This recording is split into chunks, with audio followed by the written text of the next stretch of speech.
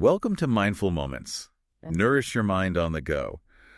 We're doing a deep dive today into a fascinating book, and actually, this whole episode is brought to you by AI narration. Oh, wow. Yeah, so buckle up, because we are going to explore a book that might just shake up how you view the Bible. It's Bart Ehrman's Misquoting Jesus. Okay. Ever wonder if the words we read in the Bible today are like exactly what was written like centuries ago? Yeah, I mean, you would assume, right? You'd think so. But Ehrman's book takes us on this journey through the surprisingly human process of how the Bible came to be, and it's full of twists and turns that you won't believe. I have to admit, I was a bit skeptical at first. Yeah. Like, how much could the text really have changed over time? So to help us unpack this, we have an expert in this field. Could you give us your take on Ehrman's central argument? Well, his book really dives into this field called textual criticism, and that's essentially the science of analyzing ancient texts. And so he argues that the Bible, specifically the New Testament, isn't a perfect transmission from God.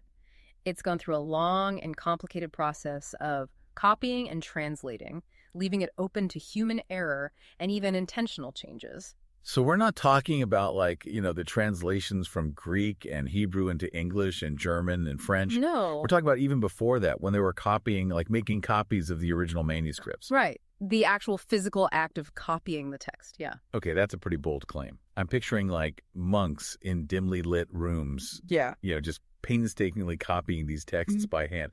How much room for error could there really be? I mean, more than you might think, right? Imagine trying to copy an entire book letter by letter with no spaces or punctuation. That was the ancient method. Real. It was called scriptuo continua, and it was a recipe for mistakes. Even well-intentioned scribes, they could introduce errors just due to fatigue or a simple lack of skill. Oh, yeah, totally. Ehrman gives this example of a scribe who, upon finishing a manuscript, added "thanks be to God" at the end, which just shows how these texts were always subject to human intervention. Oh, that's great. So we're talking typos, omissions, maybe even additions? Absolutely. And the challenge is, compounded by the fact that we don't even have the original manuscripts. What we have are copies that were made centuries later, sometimes copied from other copies that already contained errors. So trying to reconstruct the original text is like solving a historical jigsaw puzzle with missing pieces. Oh, wow. Okay, I'm starting to see why this is such a controversial topic. Yeah. It really challenges this idea that the Bible that we read today is a direct and flawless reflection of God's Word. Absolutely. And Ehrman himself went through a dramatic faith transition because of this. He started as a devout Christian, convinced of the Bible's literal truth. But as he delved deeper into these ancient manuscripts, he started to question everything. So, it's almost like he accidentally stumbled upon a secret that shook his world. What were some of the turning points in his journey? Well, one key moment was his realization that, most Christians throughout history haven't had access to the Bible in its original languages, Greek and Hebrew. If true understanding depended on knowing those languages, wouldn't that limit access to God's Word for most people? That's kind of what started to unravel things for him. That's a great point. It raises questions about, who gets to interpret the Bible and how those interpretations might differ, depending on the translation. Exactly. And for Ehrman, the biggest turning point was the realization that we don't even have the original manuscripts. Yeah. We only have these error-ridden copies, often centuries removed from the original. And that was a seismic shift for him, moving from believing in a perfect, inerrant text to recognizing this very human process behind its transmission. I'm starting to understand why this book is called Misquoting Jesus. Right. It's not about, intentional misrepresentation, but rather these inherent challenges of copying and translating these ancient texts. Precisely. And Ehrman uses specific examples from the Bible to kind of illustrate this point, like stories that might surprise even seasoned readers. Okay, let's dive into those examples. Which stories did he find particularly revealing? Well, one that stands out is the story of the woman taken in adultery, found in the Gospel of John. Okay. It's a powerful narrative, but most scholars actually agree that it wasn't originally part of John's Gospel. It's missing from many of the oldest manuscripts, and it doesn't really fit with John's writing style. So a story that many consider to be a core part of Jesus' teachings might not even be authentic. That's a pretty significant revelation. Yeah. Another example is the ending of Mark's Gospel. The abrupt ending we find in the oldest manuscripts paints a very different picture of the disciples' reaction to Jesus' resurrection. And the longer ending with, the detailed appearances of the risen Christ, which is commonly found in Bibles today, appears to be a later addition. That's incredible. So it seems like these textual variations could dramatically change our understanding of key events in the Bible. Absolutely. And the implications actually go even deeper. Not all changes were accidental. Some appear intentional, driven by, theological or social agendas. That's where things get really interesting. We've explored how human error could have introduced changes, but to think that some scribes might have intentionally altered the text for their own purposes, that's a whole other level of complexity. It certainly adds another layer to the story of the Bible. It moves us from seeing it as this static, divinely dictated text to a more fluid document shaped by human hands and interpretations. This is all incredibly fascinating and honestly a bit mind-boggling. It makes you question everything you thought you knew about the Bible. Before we move on, I want to pause and consider what this means for how we approach these sacred texts. Join us in the next part as we delve further into the motivations behind these changes and explore specific examples that illustrate the human element in the creation of the Bible. Welcome back to Mindful Moments. In the last part, we explored how even unintentional errors by scribes could, significantly alter the biblical text. Yeah. Now I'm really curious to delve into those intentional changes. Right. What were some of the motivations behind these deliberate alterations? Well, the motivations were varied and complex, Yeah. reflecting the theological and social currents of the time. Okay. One major driver was the debate over the nature of Jesus Christ. Yeah. Early Christians, they grappled with this question of his divinity. Right. Was he fully God, fully human, or a combination of both? Yeah. And these debates led some scribes to actually tweak the text to support their preferred viewpoint. So essentially, the scribes were acting as editors, Yeah, shaping the text to fit their understanding of who Jesus was. precisely. Wow. A striking example is 1 Timothy 3.16, Okay. where in some modern Bibles it refers to Christ as God made manifest in the flesh. Right. But in some of the oldest manuscripts, the word God is actually missing. It completely changes the meaning of the verse, suggesting that some scribes might have wanted to reinforce the idea of Jesus' divinity. That's a powerful illustration of how, subtle changes can have a huge impact on theological interpretations. Right. So, wow. Another intriguing example involves the story of Jesus' baptism. Yeah. In most versions, God proclaims, "This is my beloved son." Oh. But some early manuscripts include the phrase, "Today I have begotten you," implying Jesus became God's son at that specific moment, not eternally. Right. And this variant supports the idea of adoptionism, a belief that was later deemed heretical.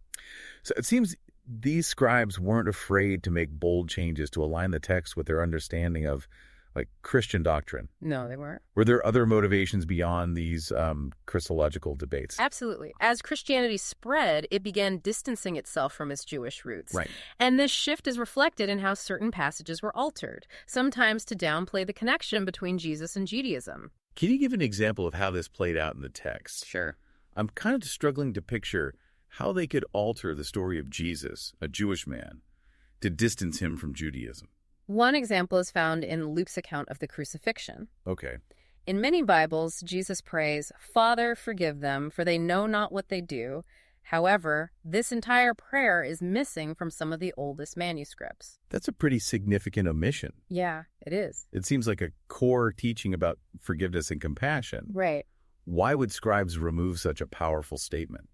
Well, some scholars believe it was removed due to this growing anti-Judaism in the early church. Okay. The idea of Jesus praying for those who crucified him, particularly if those individuals were perceived as Jewish, became increasingly uncomfortable as Christianity sought to define its own identity. So the scribes were essentially rewriting history Yeah, to fit a narrative that separated Christianity from its Jewish origins. right. Were there any other social or cultural factors that influenced these changes? Early Christians also faced criticism from pagan intellectuals, who often mocked their beliefs, and this sometimes led scribes to alter passages to present Jesus in a more favorable light, attempting to counter those criticisms. So it sounds like they were trying to portray Jesus in a way that would be more appealing to a wider audience. Yes, Especially those outside the Jewish tradition. exactly. Do you have any specific examples of that? Sure. In Mark's gospel, Jesus is called a carpenter, Right. which, some pagans saw as a lowly profession. Yeah. I can see that. Interestingly, some manuscripts change this to son of the carpenter, possibly to deflect mockery about Jesus' humble origins. Oh, interesting. Yeah. So it seems like they were trying to elevate Jesus' status a bit, making him more palatable to a Greco-Roman world that valued intellectualism and social standing. It really shows how these social pressures and cultural biases could influence how these scribes approached their task. Yeah. Yeah. We've talked about how theological debates, Yeah. the evolving relationship between Christianity and Judaism, Right. and even responses to pagan critiques could lead to intentional alterations. Right. But beyond these grand forces, there's also the simple fact that these scribes were human beings Yeah. with their own personal interpretations and biases. Absolutely. Did that ever play a role in how they copied the text? Absolutely. Sometimes scribes took it upon themselves to act as editors. Yeah. Smoothing out rough passages, correcting what they perceived as grammatical errors, or adding details to clarify the narrative. So they weren't just passively copying the text, No. but actively shaping it based on their own understanding and preferences. Precisely. Can you give us an example of this scribal polishing? Sure. Okay. One example is found on the Lord's Prayer. Okay. In Luke's Gospel, the prayer is significantly shorter than the version in Matthew's Gospel. Right. And some scribes, feeling that Luke's version was lacking, added phrases from Matthew's version, resulting in a longer and more elaborate prayer. So it seems like they were trying to improve upon the original, creating a more complete and theologically satisfying version of the prayer. It raises interesting questions about the boundaries between faithful copying and creative interpretation. It's incredible to think how these scribes, often working in obscurity, played such a significant role in shaping the Bible as we know it today. Absolutely. It's making me rethink how I've always approached these texts. Right. Welcome back to Mindful Moments. We are wrapping up our exploration of Misquoting Jesus, a book that challenges our assumptions about the Bible, and it's a journey through time. Yeah, over the last two parts, we've uncovered how human hands and interpretations have shaped the text, sometimes unintentionally through errors, other times deliberately to fit theological or social agendas. It's been quite a journey. Realizing that the Bible isn't this static, error-free document, but a collection of texts that have been copied and translated and edited over centuries. What I find most compelling is Ehrman's personal story, how his own faith was transformed by these discoveries. Could you tell us a little more about that? Yeah, so Ehrman began as a devout Christian, right? Convinced of the Bible's literal inerrancy. But his deep dive into textual criticism led him down this path of questioning and ultimately a shift in his faith. Imagine dedicating your life to studying the Bible only to find that it's not what you believed it to be. That must have been an incredibly difficult and disorienting experience. Did it lead him to reject faith altogether? Not exactly. He no longer identifies as the evangelical Christian he once was, but he hasn't abandoned the idea of faith entirely. He describes himself as an agnostic, open to the possibility of a higher power, but acknowledging the limits of human knowledge. It sounds like his journey was less about losing faith and more about embracing a more nuanced and perhaps even a more honest approach to it. Precisely. It's about acknowledging the human element in the creation and transmission of the Bible. And for Ehrman, recognizing the human fingerprints on these texts didn't diminish their significance, but rather revealed a new layer of meaning. That's a powerful perspective shift. It seems to move us away from worshiping the text itself to appreciating the historical, cultural, and even personal stories embedded within it. What do you think are the broader implications of this for how we understand the Bible today? Recognizing the human element in the Bible doesn't have to be a threat to faith. It can be a source of liberation, and deeper understanding. It frees us from the burden of literalism, allowing us to appreciate the Bible's literary beauty, its historical significance, and moral insights, without feeling obligated to accept every word as absolute truth. So rather than viewing it as a rigid rulebook, we can approach it as a collection of diverse voices, reflecting the struggles, hopes, and beliefs of those who wrote and transmitted these texts across time. Exactly. It invites us into a conversation, a dialogue with these ancient texts, allowing them to challenge us, inspire us, and provoke us to think deeply about our own lives and beliefs. Well, this deep dive has certainly challenged my own assumptions about the Bible.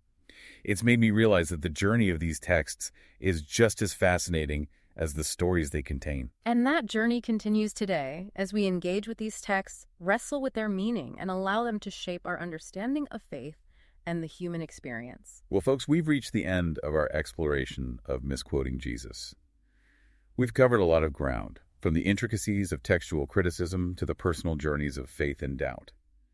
If you're intrigued by what we've discussed, we highly encourage you to pick up a copy of Misquoting Jesus and embark on your own exploration. You can find a link to purchase the book in the episode description. And don't forget to subscribe to Mindful Moments. Nourish your mind on the go for more deep dives into thought-provoking works. Until next time, keep those minds sharp and those questions coming.